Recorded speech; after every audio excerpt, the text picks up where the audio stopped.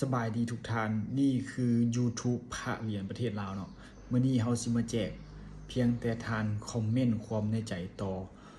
พระเหรียญประเทศลาวเนาะหรือว่ากิกูพระเหรียญประเทศลาวเนาะอยู่ในช่อง YouTube นี่ถ้าใครคอมเมนต์ถูกใจเดี๋ยวแอดมินจะสุ่มแจกเด้อของแจกมีดังนี้เนาะของแจกคำคูณก็มีปิดตาอันนี้ปูส่วนคำอันนี้ก็ปิดตาปูส่วนคำนี่ก็สมเด็จเนื้อทองทิพย์เนื้อตะกัวเนื้อผงเนาะของปูส่วนคำแล้วก็มีปูซาสุดสร้างบารมี เจ้าองค์ตื้อธาตุอิหังพร้อมด้วยล็อกเก็ตเนาะแล้วก็มีพระปูคำตาทั้งองค์ลอยทั้งเหรียญแล้วก็มีเหรียญพระบางพร้อมด้วยมีพระผง